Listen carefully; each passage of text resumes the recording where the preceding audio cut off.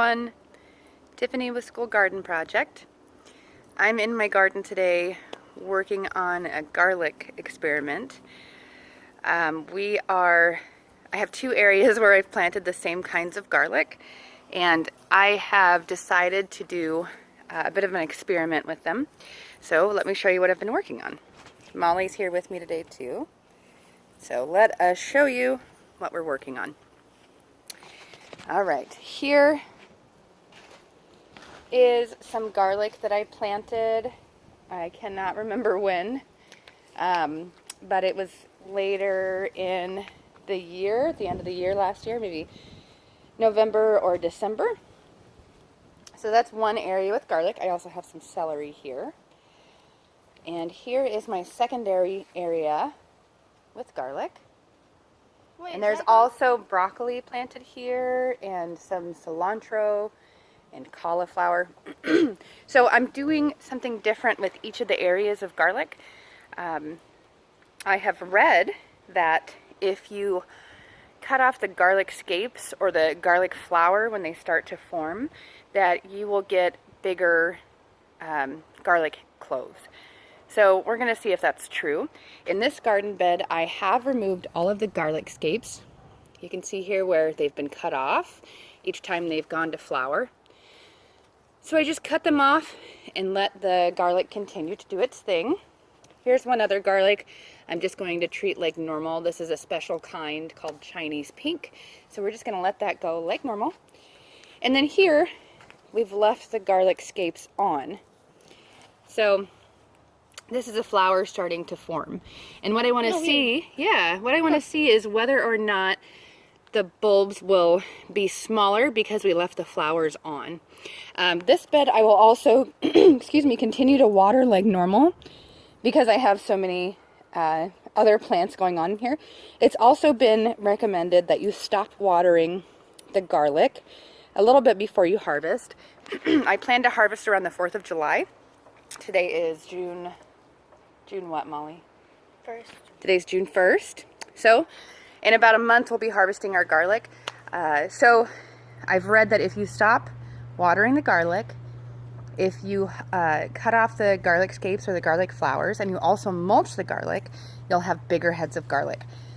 So this is kind of an experiment where I'm thinking that I'll do all of those things to this area of garlic here.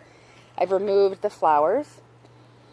I'll add mulch around the base of the garlic here and stop watering this area. Here I will leave the garlic flowers. I will not add mulch, and I will continue to water this area.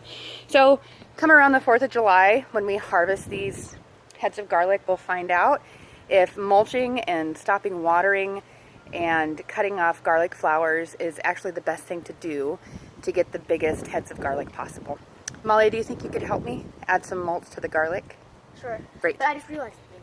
What's that? I don't really like bees. All right, here is the mulch, Molly. This is the garlic. Can you just kind of shake this mulch out?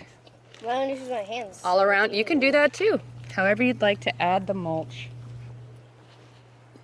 So we're just going to go around the base. You can see we started a little bit here. And then while Molly's adding the mulch, I wanted to let you know how to know when garlic is ready to harvest. So you can see down here, some of the leaves are starting to yellow out. And when the leaves die off about halfway, here's a leaf that has started to die off here. When the leaves die about halfway up, that's my cue to harvest the garlic.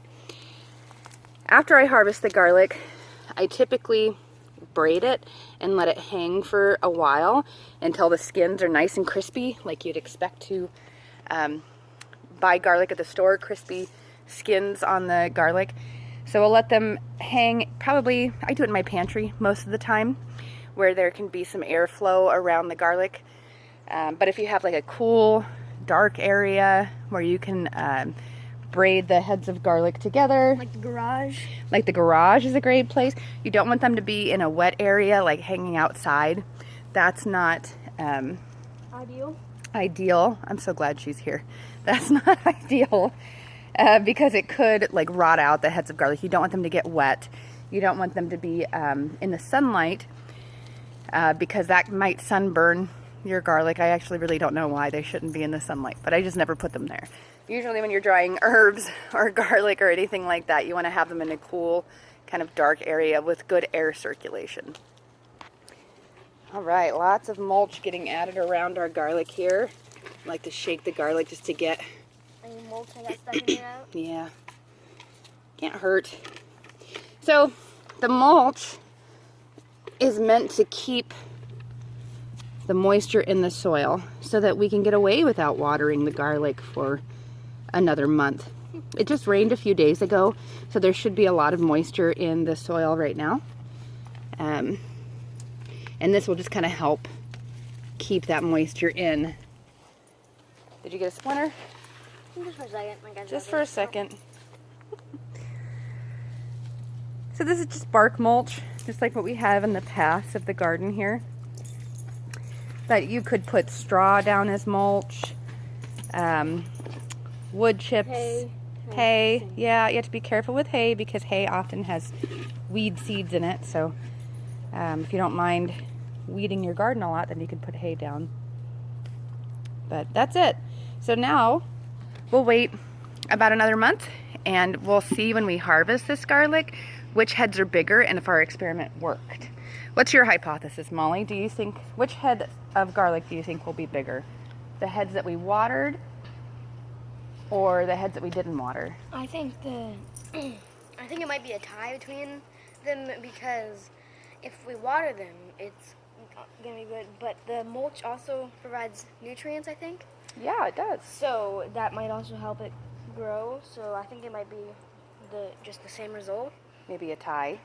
Yeah. I do know that when things go to flower, when they start to flower, a bug landed on me. That's what happens when something starts to flower. Or Yeah. on you. So my radishes, when they start to flower, any of my root crops, when they start to flower, I pull them out because I know that the roots tend to be they won't get much bigger and they tend to get really woody. So that's likely what could happen if we don't remove the flowers from the garlic, is they'll kind of stop growing when the flowers form and maybe they won't taste as good as the garlic will with the flower heads removed. So here, Perfectly circular radish. nice little radish there. I think it's called a sparkler radish. It does kind of look like a sparkler. So, all right, we'll check in about a month and see when we harvest this garlic, whether or not the garlic that we didn't water and that we did remove the flower heads on is bigger than the garlic that we did water and didn't remove the flower heads on. So wish us luck, and we'll see you in about a month.